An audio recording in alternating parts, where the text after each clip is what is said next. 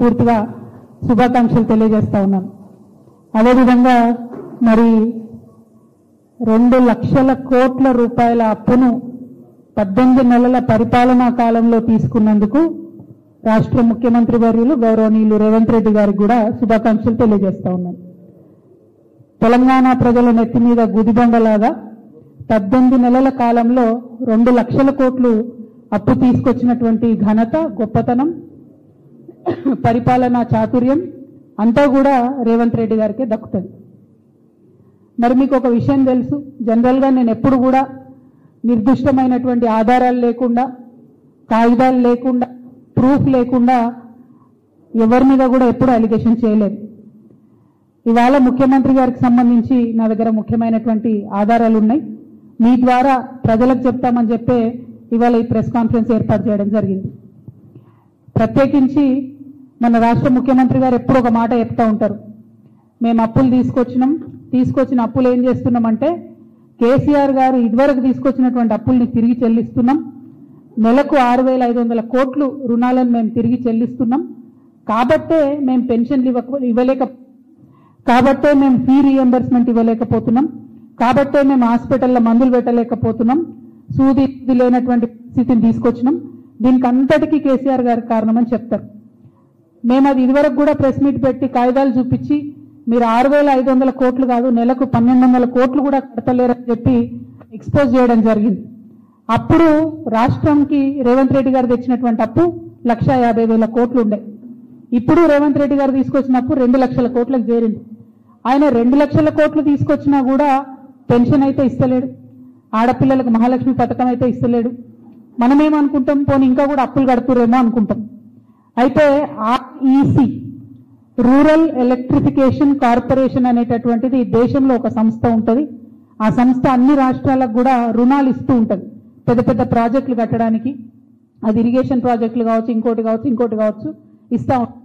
ఆ rural electrification corporation అనేటటువంటి సంస్థ కేసీఆర్ గారు ఉన్నటువంటి సందర్భంలోనే కాళేశ్వరం ప్రాజెక్టుకు, అట్లనే ఇతర చిన్న చిన్న ప్రాజెక్టులకు, అది దేవాదుల కావచ్చు, తుపాకులగూడెం బ్యారేజ్ కావచ్చు, ఎస్ఆర్ఎస్పి వరద కాలువ కావచ్చు, వీటన్నిటి కోసం ఇంకా కొంత అప్పు వాళ్ళ దగ్గర మనం తెచ్చుకున్నటువంటి అప్పు కేసీఆర్ గారు ఇమీడియట్గా ప్రాజెక్టులను కడుతూ అప్పును కూడా వాళ్ళకి కట్టాల్సినటువంటి కిస్తులు ఏవైతే ఉంటాయో, ఇన్స్టాల్మెంట్లు ఏవైతే ఉంటాయో, ఈఎంఐలు కట్టుకుంటూ పోయింది కేసీఆర్ గారు.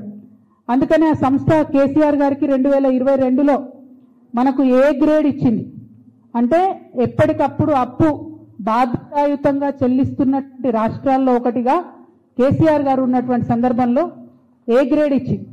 ఏ గ్రేడ్ సిబిల్ రేటింగ్ ఇచ్చింది కాబట్టే కేసీఆర్ గారు ప్రాజెక్టులకు కట్టాలనుకున్నప్పుడు మళ్ళా తిరిగి ఆయనకు అప్పులు పుట్టింది. మన రాష్ట్రం కూడా నంబర్ 1 స్థాయికి పోయింది.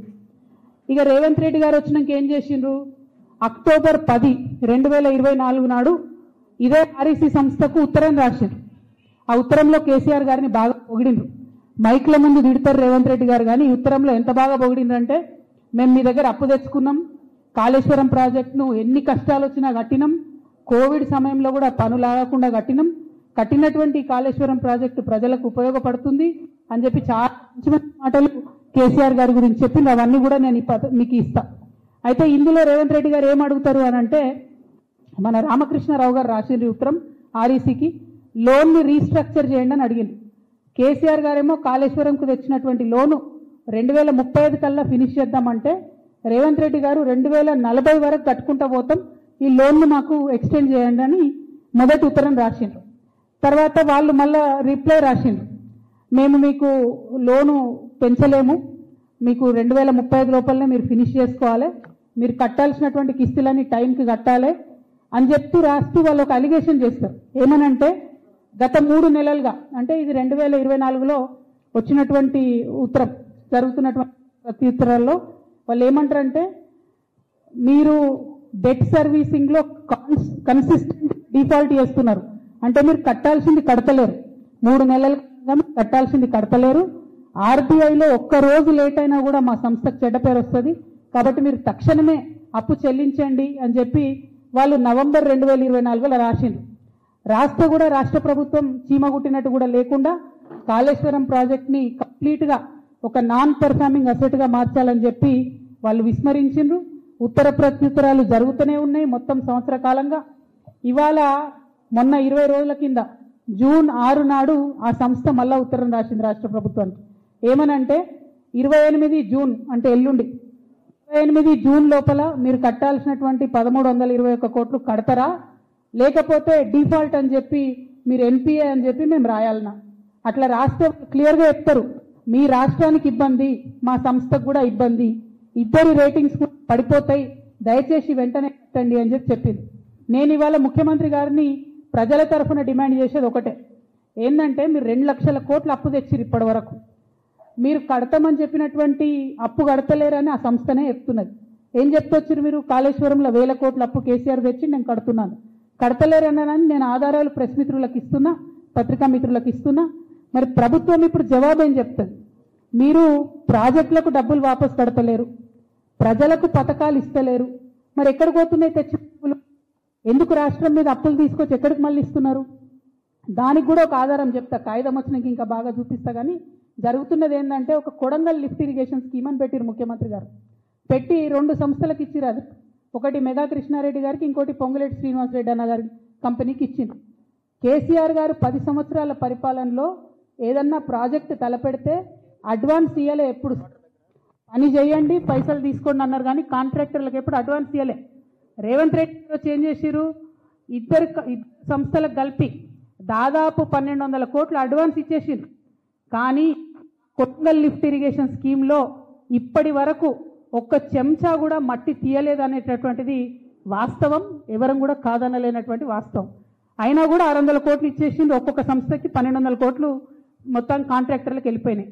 అంటే దీనివల్ల మనకి ఏం అర్థమవుతున్నది, ఈయన అప్పు బయటకు వెళ్ళి తీసుకొస్తారు, ఆ తీసుకొచ్చిన అప్పు కాంట్రాక్టర్లకు పోతుంది, కాంట్రాక్టర్ల దగ్గరికి వెళ్ళి వీళ్ళకి వచ్చే కమిషన్లు వీళ్ళకి వస్తాయి, కానీ రాష్ట్రానికి మాత్రం చెడ్డ పేరు వస్తున్నది, ప్రజలకు మాత్రం పెన్షన్ వస్తలేదు, విద్యార్థులకు మాత్రం ఫీ రియంబర్స్మెంట్ వస్తలేదు.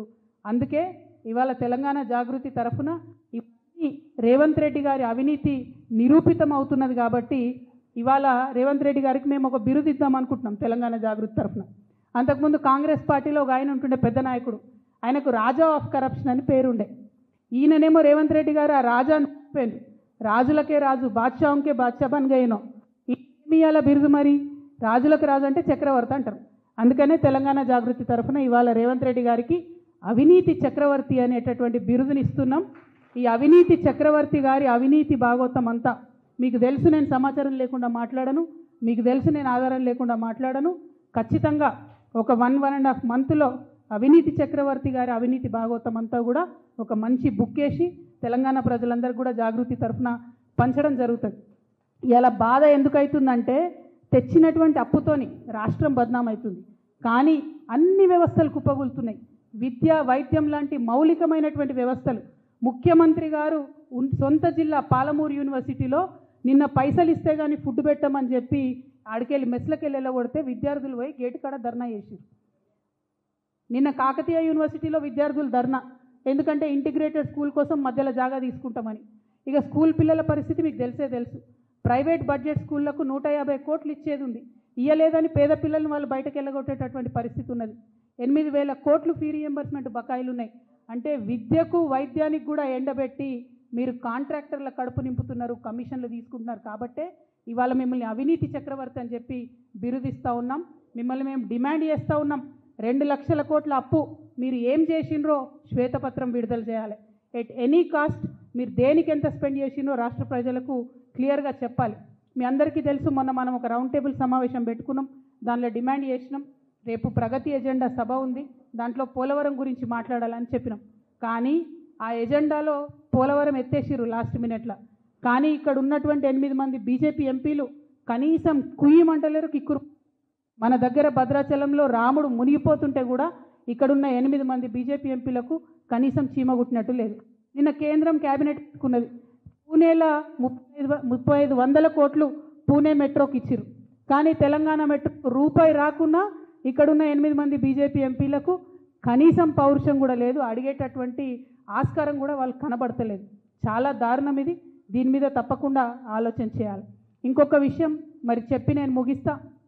జూలై 6వ తారీఖు నాడు ఇక్కడ ప్రజాభవన్లో రేవంత్ రెడ్డి గారిది, చంద్రబాబు నాయుడు గారిది మీటింగ్ అయ్యి హైదరాబాద్ బిర్యానీ ఆయనకు పెట్టిన తర్వాత ఈయన గోదావరి నీళ్ళన్నీ కట్టగట్టి గిఫ్ట్ లాగా ఆయనకి ఇచ్చిన తర్వాత అదే జూలై 15 నాడు సెంట్రల్ గవర్నమెంట్ ఏజెన్సీతో బనకచెర్ల పోలవరం అనేటటువంటి లింకేజ్ ప్రాజెక్టు ప్రారంభమైంది. ఇది 100కు 100% వాస్తవం. ఈ విషయం మీద ఆంధ్ర ప్రాంత మేధావులు కూడా నిన్న ప్రెస్ మీట్ పెట్టిండ్రు. ఏబి వెంకటేశ్వరరావు గారు, కంబంపాటి పాపారావు గారు, అక్కినేని భవానీ ప్రసాద్ గారు, టి లక్ష్మీనారాయణ గారు వీళ్ళందరూ కలిసి నిన్న ప్రెస్ మీట్ పెట్టి మనం తెలంగాణ వాళ్ళని చెప్పినమే వాళ్ళు చెప్తున్నారు. ఆల్రెడీ నీళ్ళు ఇచ్చే ఏరియాకే మళ్ళీ నీళ్ళు తీసుకొచ్చే ఈ ప్రాజెక్టు ఎవరి కోసం కడుతురు, ఎందుకోసం కడుతురు, కేవలం మెగా సంస్థ కోసమే కడుతున్నారు అని అన్నారు. ఈ అవినీతి చక్రవర్తి గారి అవినీతి బార్డర్లు దాటిందనడానికి ఇది మరొక రుజువు. ఇక్కడ ఆయన ఒప్పుకున్నాడు, అక్కడ ప్రాజెక్టు మళ్ళా ఆయన ఫేవరెట్ సంస్థకే ఇస్తూ ఉన్నారు. ఇవన్నిటి అంశాల మీద కూడా ముఖ్యమంత్రి గారు ప్రజలకు తక్షణమే వివరణ ఇవ్వాలి. ఈ రోజు వరకు తెచ్చిన అప్పు ఎంతనో చెప్పాలి, తెచ్చినటువంటి అప్పును మీరు ఏం చేసిందో కూడా డీటెయిల్గా వివరణ ఇవ్వాలని చెప్పి నేను రాష్ట్ర ప్రభుత్వాన్ని, ముఖ్యంగా ముఖ్యమంత్రి రేవంత్ రెడ్డి గారిని డిమాండ్ చేస్తూ ఉన్నాను. Thank you. జై తెలంగాణ.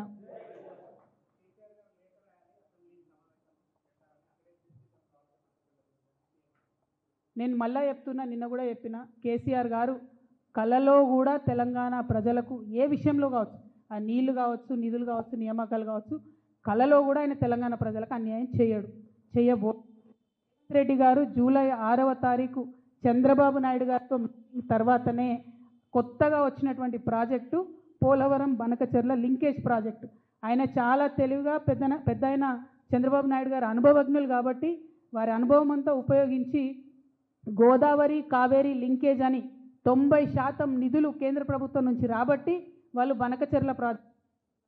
కానీ మన ముఖ్యమంత్రి గారు మన నీళ్లు దోపిడీకి గురవుతున్నా కూడా కనీసం లేనటువంటి స్టేజ్లో మన ముఖ్యమంత్రి గారు ఉన్నారు. మరి ఆయన తొందరగా మేల్కొనాలి. అప్పుడే జూలై 2024లోనే పనులు అయితే ప్రారంభమైనాయి. ఇప్పుడు మేల్కొని మేము ఆపేస్తాం బనకచెర్లను అని చెప్పి గప్పలు కొడుతున్నారు మంత్రులు తప్పితే చేసిందేమీ లేదు. ఇప్పటి వరకు కూడా అపెక్స్ కౌన్సిల్ మీటింగ్ అడుగుతలేరు, మోడీ గారిని ప్రశ్నిస్తలేరు. సో 100% ఇది నాటకం తప్పితే నిజం కాదని చెప్పి నేను భావిస్తూ ఉన్నాను.